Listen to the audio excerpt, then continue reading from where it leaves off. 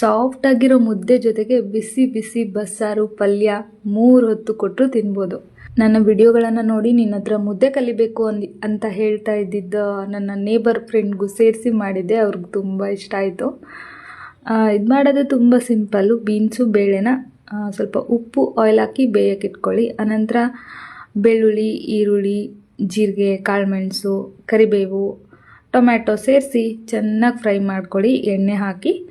ಅದಾದ ನಂತರ ಅದನ್ನ ಮಿಕ್ಸಿ ಜಾರ್ಗೆ ತಗೊಂಡು ಕೊತ್ತಂಬರಿ, ತೆಂಗಿನಕಾಯಿ, ಹುಣಸೆಹಣ್ಣು, ಅರ್ಶಿನದ ಪುಡಿ, ಹೋಮ್ಮೇಡ್ ಧನಿಯಾ ಪುಡಿ, ಅಚ್ಕಾರದ ಪುಡಿ, ರುಚಿಗೆ ತಕ್ಕಷ್ಟು ಉಪ್ಪು ಹಾಗೆ ನೀರು ಹಾಕಿ ನೈಸಾಗಿ ಗ್ರೈಂಡ್ ಮಾಡಿ ಸೈಡಲ್ಲಿ ಎತ್ತಿಟ್ಕೊಳ್ಳಿ.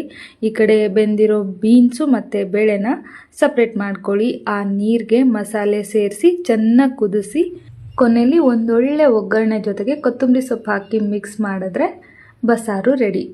ಆನಂತರ ಪಲ್ಯ ಮಾಡೋದಕ್ಕೆ ಎಣ್ಣೆ, ಸಾಸಿವೆ, ಜೀರಿಗೆ, ಒಣಮೆಣ್ಸಿನ್ಕಾಯಿ, ಈರುಳ್ಳಿ, ಹಸಿಮೆಣಸು, ಕರಿಬೇವು ಇದೆಲ್ಲ ಹಾಕಿ ಕಲರ್ ಚೇಂಜ್ ಆಗೋವರೆಗೂ ಬಾಡಿಸ್ಕೊಂಡ ನಂತರ ಹಸಿ ತೆಂಗಿನಕಾಯಿ, ಅರಿಶಿನದ ಪುಡಿ, ಸ್ವಲ್ಪ ಧನಿಯಾ ಪುಡಿ, ರುಚಿಗೆ ತಕ್ಕಷ್ಟು ಉಪ್ಪನ್ನು ಸೇರಿಸಿ ಚೆನ್ನಾಗಿ ಫ್ರೈ ಮಾಡಿಕೊಂಡು ಬೀನ್ಸು ಮತ್ತು ಬೇಳೆನ ಬೇಯಿಸಿಟ್ಕೊಂಡಿದ್ವಲ್ಲ ಅದನ್ನು ಸೇರಿಸಿ ಸ್ವಲ್ಪ ಹೊತ್ತು ಮಿಕ್ಸ್ ಮಾಡಿ ಕೊನೆಯಲ್ಲಿ ಕೊತ್ತಂಬರಿ ಸೊಪ್ಪನ್ನ ಕೂಡ ಸೇರಿಸಿ ಒಂದು ಸ್ವಲ್ಪ ಹೊತ್ತು ಬೇಯಿಸ್ಕೊಂಡ್ರೆ ಬೀನ್ಸ್ ಬೇಳೆ ಪಲ್ಯ ಕೂಡ ರೆಡಿ ಆಗುತ್ತೆ.